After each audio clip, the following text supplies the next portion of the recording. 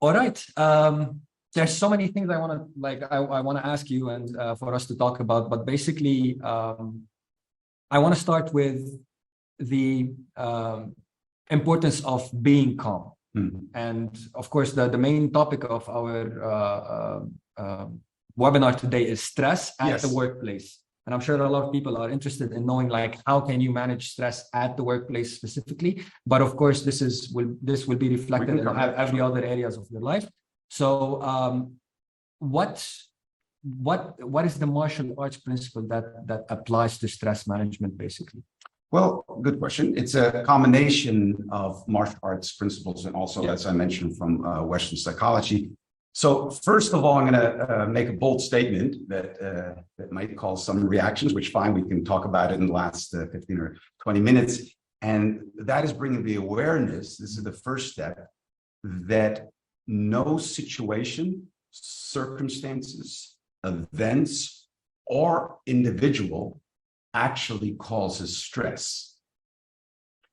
I can say it louder for people in the back. Say it again. So actually no circumstance, no event, no situation, or no other individual is actually the cause of stress.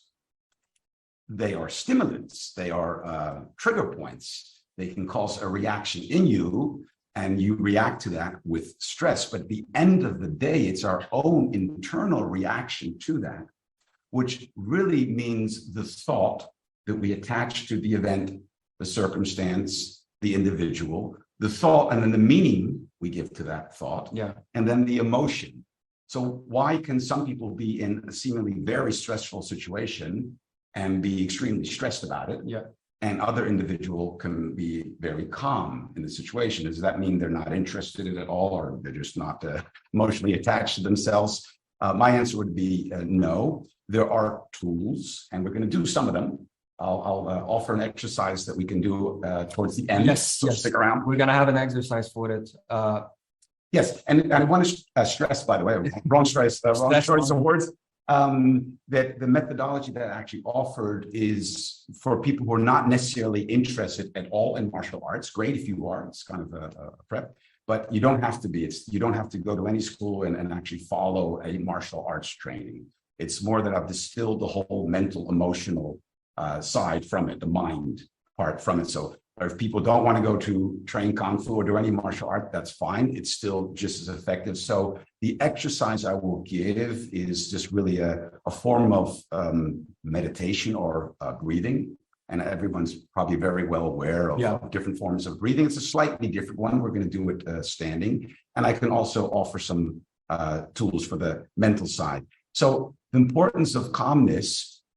When you're calm, I teach children as well, starting at 4 years old. So you'll often hear me giving examples that are appropriate to children, but I think work well with all audience of all ages. Kids, absolutely. I once brought in one of these snowballs or glass balls. I always forget the name of them. I also glass balls. So we know them, right? So shake and that you like it's snowing with is inside the ball. Yes. So you have like a little village or a Christmas thing, and you shake it, and you can't see anything. And then when you stop shaking it, slowly the snowflakes go down.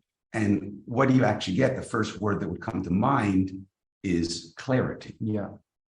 So when you come from a calm state of mind, if we go back to the fight or flight, your blood pressure goes down, your heart rate goes down, your immune system is once again activated, your cell renewal, there's enough blood flowing to your brain. So you can actually make more informed decisions. So from a place of calmness, we operate better. When we're like this, contracted with our muscles, and in Kung Fu, I can show exercise when someone's like this, I can move them around with my pink when they're relaxed, when they're calm. Bruce Lee said it.